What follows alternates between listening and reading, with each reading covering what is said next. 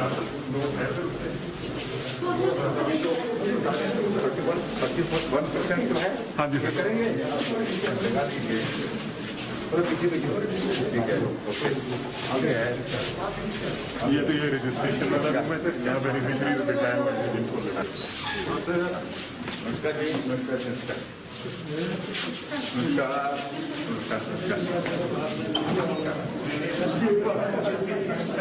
Covid vaccine तो आइए doctor साहब दो डॉक्टर हमारे पास कोई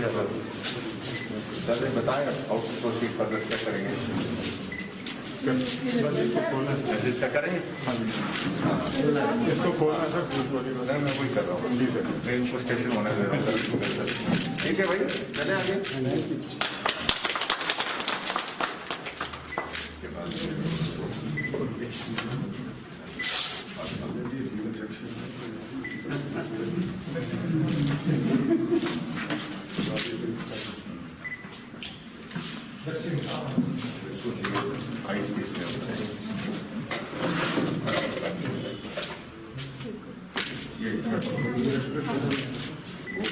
एकदम ठंड किया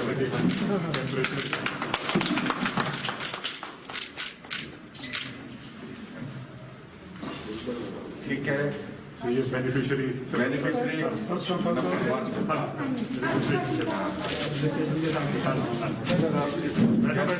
नाम आपका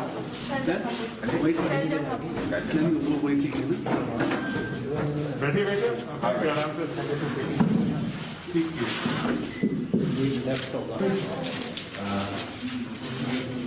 आंटी दिखाओ जरा इधर प्लीज। अरे कैमरा पकड़ो भाई।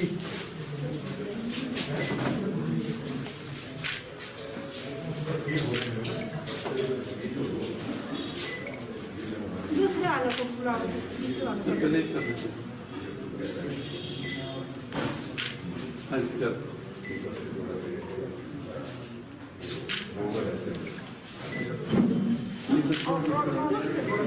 थोड़ा सा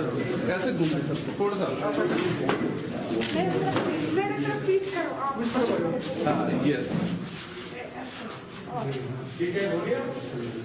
और करो और करो आपको पकड़ना पड़ेगा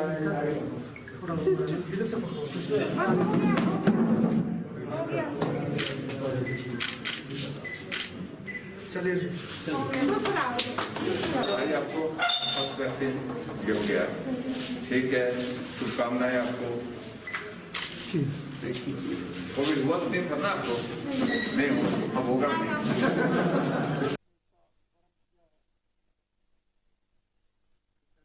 मुझे सबसे इस बात की प्रसन्नता है कि हमारा स्वास्थ्य विभाग वैक्सीन के अभियान को इस कोविड के संकट में बहुत बेहतर ढंग से संचालित कर रहा है और पूरे देश भर में अगर हम देखें तो वैक्सीन के मामले में हिमाचल पूरे देश भर में जो है वो पहले स्थान पर है 31% ऑफ द टोटल पॉपुलेशन का वैक्सीन हमने हिमाचल प्रदेश में अभी तक जो है वो करने में सफलता हासिल की है। स्वाभाविक रूप से सब लोग जो है बहुत मेहनत और लगन के साथ काम कर रहे हैं। अभी तक जो 45 प्लस का जो वैक्सीन का जो अभियान था जिसमें 21,50,353 वैक्सीन की जो है हमारी डोजेज जो है अभी तक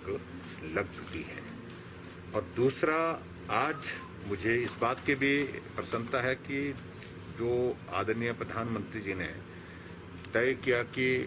देश के नौजवान 18 से 44 साल तक के उनको भी वैक्सीन के अंतर्गत कवर करना चाहिए क्योंकि अभी जो देखा गया है पिछले कुछ अरसे से जो वेव हमारी जो सेकंड वेव आई है इसमें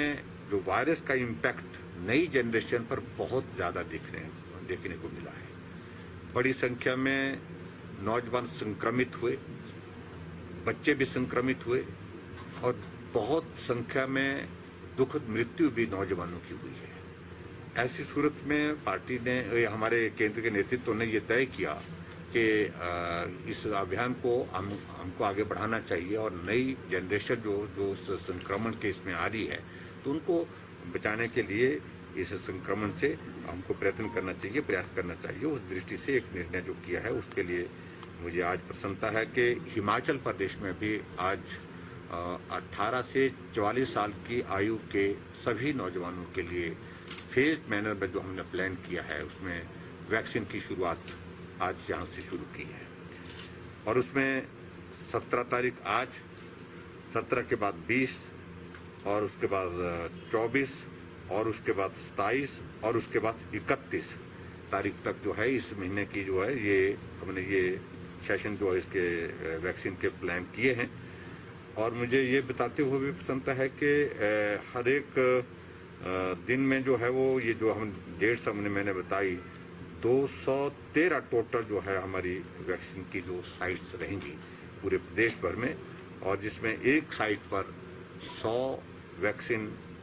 जो है वो एक दिन में करेंगे। इस प्रकार से इस अभियान को आगे चलाएंगे। अभी तक हमको हिमाचल प्रदेश को वैक्सीन की जो डोजेज जो उपलब्ध हुई है 1,07,000 वैक्सीन हमको उपलब्ध हुई है और जिसको हमने प्लान किया है और उसमें हमने ये भी तय किया कि लोगों को कठिनाई ना हो, परेशानी ना हो, इसलिए रजिस्ट्रेशन करने के साथ साथ में जिनको हमारा संदेश जा रहा है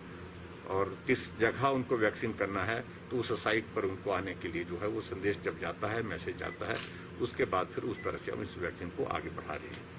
और मैं उम्मीद करता हूं कि इस वैक्सीन लगने के साथ जो हमारी नई जनरेशन है वो सुरक्षित होगी इस वायरस से। और जहां हिमाचल प्रदेश में पिछले 3 दिनों से 4 दिनों से हम देख रहे हैं